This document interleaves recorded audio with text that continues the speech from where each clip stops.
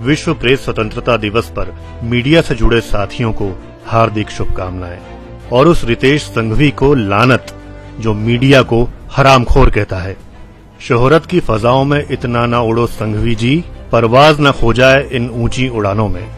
Sanghvi politics private limited के लोकसभा प्रत्याशी पंकज संघवी जी, मतदान का दिन जैसे जैसे करीब आता जा रहा है वैसे वैसे आप और संघवी गिरोह अपना आपा खोते जा रहे हैं। शायद बेहद खौफजदा हैं चुनाव के परिणाम को लेकर। आपका गुरूर और मदहोशी ही आपकी हार की मुख्य वजह बनेगी, ये मैं पूरे यकीन के साथ कह रहा हूँ। आपका कुनबा दूसरों को बेशऊर कहता है, किंतु कभी खुद को टटोला है कि आप संघवियों में कितना शऊर है।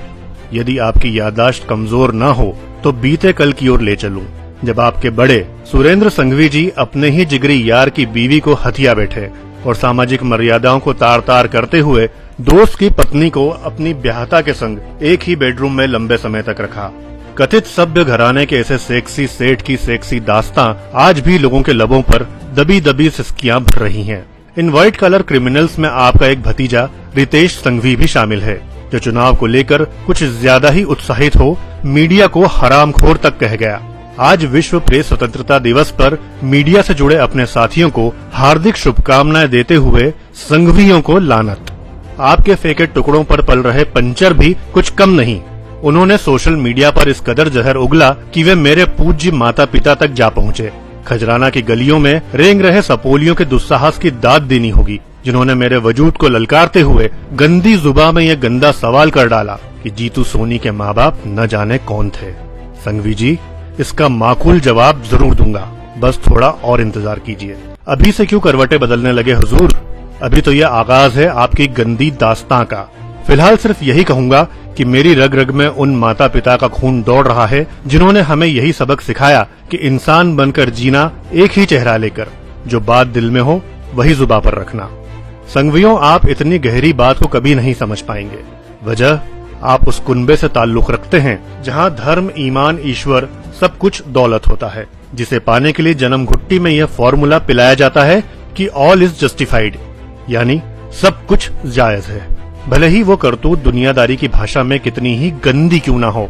रही बात संस्कार की, तो सुनिए संघवी जी, संस्कार हमेशा घर से ही मिलते हैं, और घर होता है धर्म, संस्कृति, रीति रिवाज और सभ्यता की चार दीवारी से। लेकिन आपके घर नहीं मकान होते हैं, जो आपके ठहरने का मुकाम होते हैं। जहाँ संस्कार का सीधा रास्ता कार से होकर गुजरता है, आपको तो पैदाइशी एक ही पैतरा सिखाया जाता है कि पराये माल पर सदा नजरें गड़ी रहें और मौका मिलते ही हाथ फेर दो। झूठ, फरेब और बेईमानी की नींव पर रखी तिजोरी में पोस्ट बॉक्स की तर्ज पर सिर्फ इनकमिंग होता है, आउटगोइंग की कोई गुंजाइश नहीं। तो आपके गंदे नजरिए का कोई रंजुगम नहीं। हाँ, एक और आपकी मुंहजोरी याद आ गई। मुझे डराने धमकाने वाला एक कानूनी नोटिस मिला, जिसमें आपने अपनी बेइज्जती का जिक्र करते हुए उसके एवज में बतौर हर्जाना 1 करोड़ रुपए की मांग के साथ ही लिखित माफीनामा एवं खबरों का खंडन चाहा। शर्तें न मानने पर अखबार का रजिस्ट्रेशन रद्द करने की भाषा। संघवी जी, एक बात समझ नहीं आई कि संघवियों की इज्जत मात्र 1 करोड़ रुपए। सच, आप बेहद गरीब हैं। आपके पास दौलत के सिवाय और कुछ नहीं, तभी तो आबरू के बदले में भी नोटों की हवस दिखाई दे गई। खैर, ये आपके डीएनए की डिमांड है। एक और अहम सवाल का खुलासा करना चाहूंगा कि लोकस्वामी अखबार आपके चाल, चरित्र और चेहरे की असलियत से आम जन को लंबे अरसे से मय दस्तावेजी सबूतों के साथ वाकिफ कराता रहा है, किंतु चुनाव के पूर्व तक आपकी मृत काली आत्मा कभी नहीं जागी। आज जब जनता के दरबार में थपेड़े खा रहे हैं, तब यकायक बेइज्जती का मसला जहन में क्यों कौंध गया?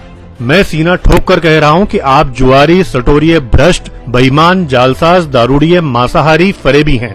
इसके प्रमाण मेरे पास मौजूद हैं। इतने उतावले ना हो 1 करोड़ रुपए की खातिर।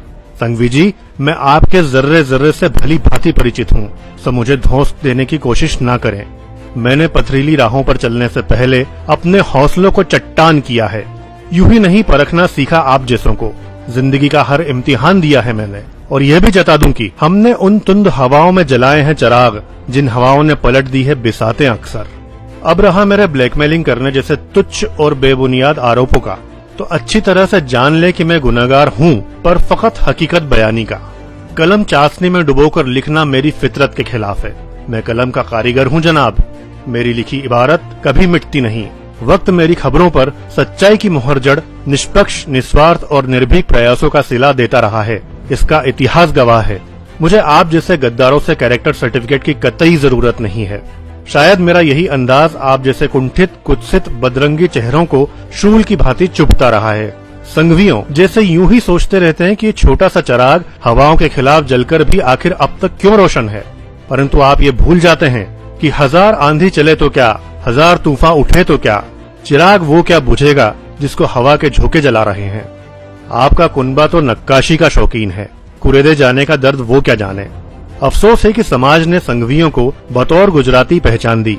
उसी समाज की छाती पर फन फैला ये जहरीले नाग फुफकार रहे हैं। आप लोगों की जुल्मतों का हिसाब वक्त लेगा। बस उम्मीद है उस नई सुबह की। मैं उस माटी का वृक्ष नहीं जिसको नदियों ने सींचा है। बंजर माटी में पल कर मैंने मृत्यु से जीवन खींचा है। मैं पत्थर पर लिखी इबारत हूँ।